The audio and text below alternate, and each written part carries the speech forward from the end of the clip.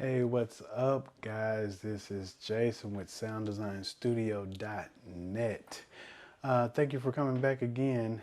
Hopefully, this is your fourth, fifth, gajillionth. I just made up a word. It sounded good to me. Time back to check out another tutorial today. But today is, well, hey, make sure you hit that subscribe button. Make sure you hit the little bell so when we do upload a new video, you won't miss it. So you can listen to me talk all the time. Somebody said the other day, which cracked me up, I sound like vocal NyQuil. That was hilarious. But, anyway, that was too funny to me. I know, guys, I talk a little slow, but I'm still gonna get you the information that you need. All right. But anyway, let's jump off into this video. Today is going to be it's going to be just an overview of the Midas Dp48, the personal monitoring system that came out, and it's basically a bigger improvement of, well, I say bigger improvement. It's a upgrade of the P16s. Of course, the P16s does 16 channels. The DP48 does 48 channels, and the DP48 has some upgrades to it that the P16 doesn't have. So, like I said, we're going to do an overview of it. I've been messing around with it for a couple of days now, and I must say I like it. I like the sound of it. It sounds great, but it's a couple of things that I'm a little shaky about. It has locked up on me and just stopped a couple of times. So that makes me a little nervous, Midas, and I've updated to the 1.2, so hopefully we fix that bug very fast, because this is going to be pretty disappointing if you don't fix that. So, but let's jump off into the overview. Other than that, this has been a great piece of equipment since I've had it the last couple of days, and like I said, I'm still just kind of going through it and learning some of the stuff. So if I stumble over anything, just don't mind it. I'll act like I know what I'm saying and keep going. But let's jump off into it. All right, and let's bring up the mixer. All right, so of course when the mixer comes up, this is the first screen that it normally comes up to. Over here you have your monitor mix A and your monitor mix B. This is more like your master volume over everything. Then on your mix A side and B side, you have your my group control volume. So this controls your my group channels control volume. All right. So then below that you have your my group select button. So when you hit it, of course, on the screen, and I don't know if you guys can kind of see that on the screen or not. You can see it at that angle. So on the screen it pops up. Let me sit it down and maybe okay. I tilt it like that. You can see it. All right. So on the screen you can see that A comes up, and you can kind of control the limit and the reverb on that particular mix overall. Then if we select B, you could do the same thing. All right. And in between these two knobs, you have EQ controls. So you have your low, mid, high, and then you also have a compressor, a reverb, pan. Then you have mic. So let's take it a little bit slower. So with your low end, you can adjust the gain of it, and then your frequency. All right. So, and that's with the high, mid, and high, mid, and low. Then you have your compressor, where you can control that, and then you can turn your reverb on and off right there. And then if you had something up like one of your My Mix deals, your pan, you can control that with it. Also, you have your mic right here. So right below this section, you have these knobs. These pretty much control the send levels for whatever you have up at that time for the B mix and the A mix. So of course this is the B mix and this is the A mix. So and if you guys didn't know, right here is the mic for B, and this is the mic for A. So if we were talking and B wanted this side to be up, B wanted its side to be up, he would turn his level up or turn his level down. So check, check, check, check, check, check. And as you can see, B is going up. And then if you did with A, check, check, check, check, it's going up. All right. And then it's also the same thing with the aux ends, and the aux inputs are on the back of the device. So that's how you get to that. Then below that you have the groups, which is same as the P16s or whatever. You selected, well, it's not the same as the P16 because on the P16s you couldn't set up your own groups. But if you watch one of the other videos, I show you how to set up your group, so I'm not going to go off into that. But these are your group, your My Group buttons. All right. Then you also have your Assign button right here, and these are all your channels. I don't know if you can kind of tell from the deal.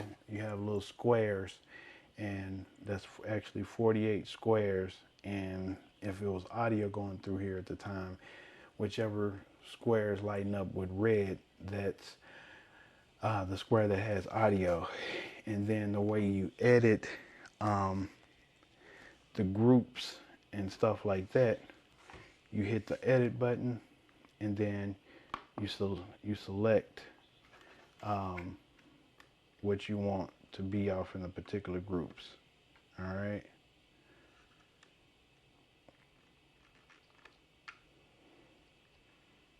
Jeez. Okay. So I guess since nothing is going through there,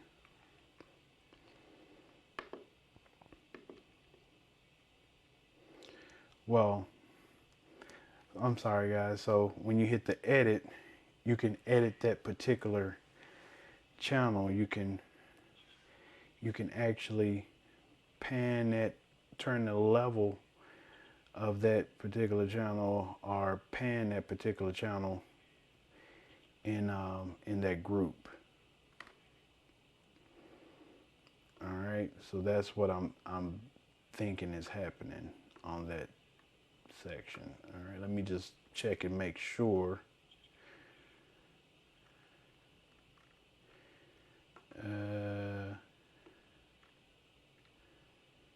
Okay, so if we have it assigned in one, we can turn it up.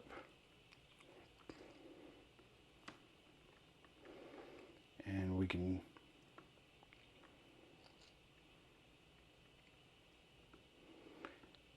So it has to be turned on.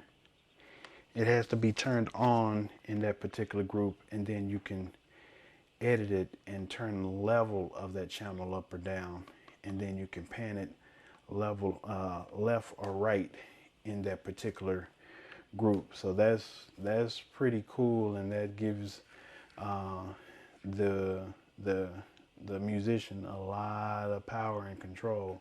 So that could be a good thing, and it really could be a bad thing also, depending on the skill level of the musician, just because if he messes up his mix, it could be a nightmare trying to figure out what in the world he did, or whatever, not unless you go and listen to the mix and fix it yourself, if you're the engineer. But if you're a good musician and you know what you want to hear, that's great also. So you have your also in this section, you have your SD recorder. So I showed you guys on one of the other videos. Check that out. It should be on one of the next videos coming up on how to record 2 SD cards that's in the back of the DP48. And then in the setup section, it shows you can have the mixer set up, and I don't know if you can see this. You can have it set up in dual mode, or you can have it set up, let's go back. Oh, sorry guys, hold on. Have it set up in dual mode, or you can have it set up in single mode. And as you see, when we change it to single mode, it turned into one person down there.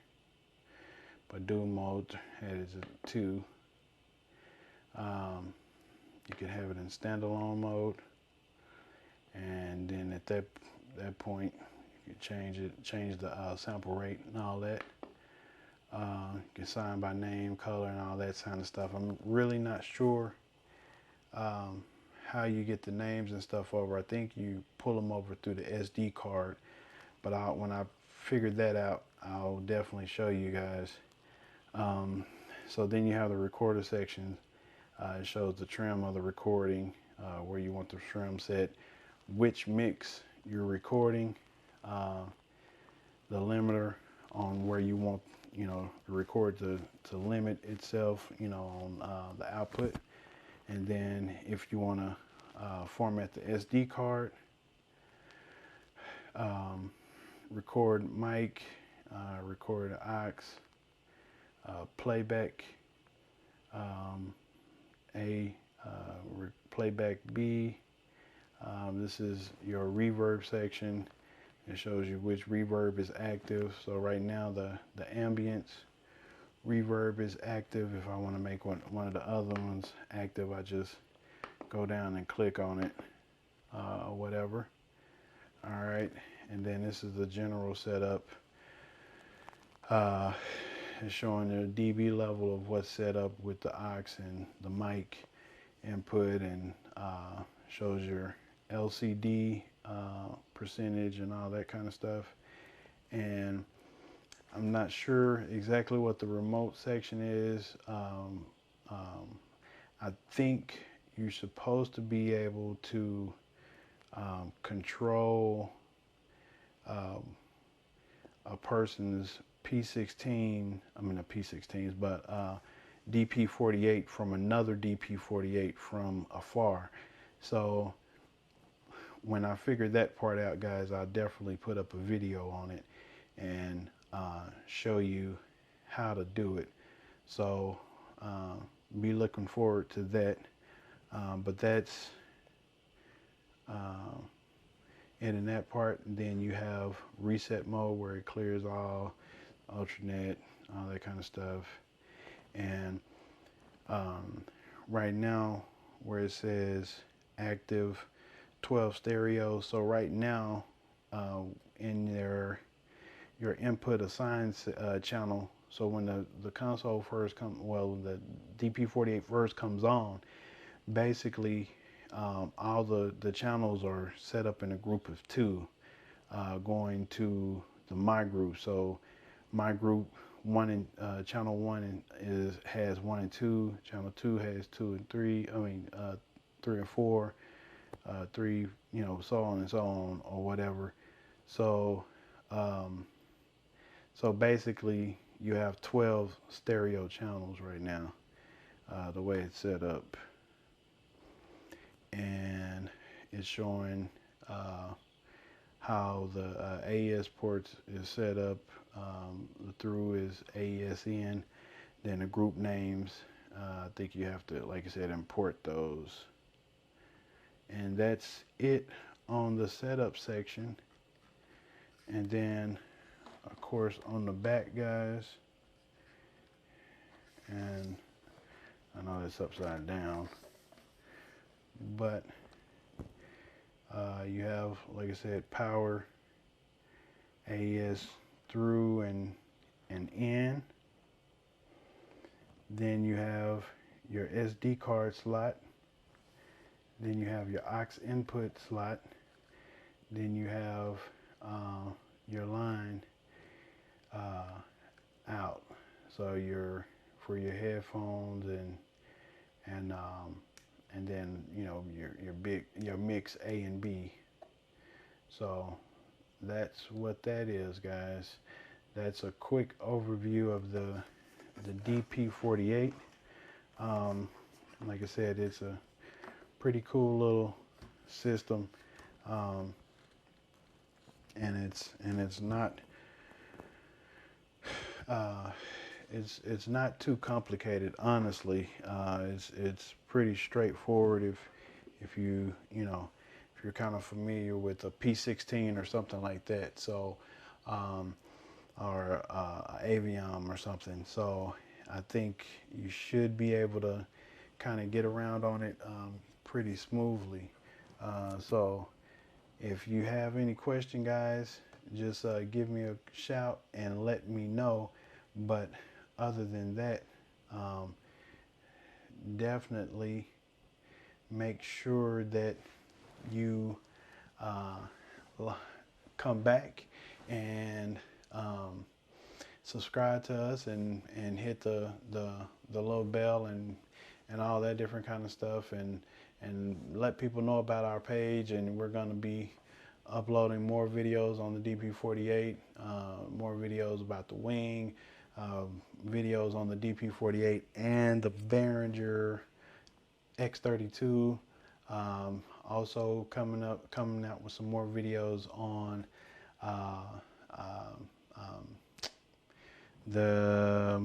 what was the next video, guys? The ATM Mini Pro. We're gonna do some videos on that.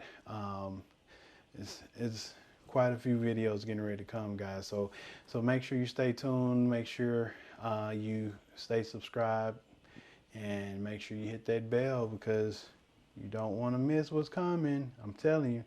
All right, and we're gonna be doing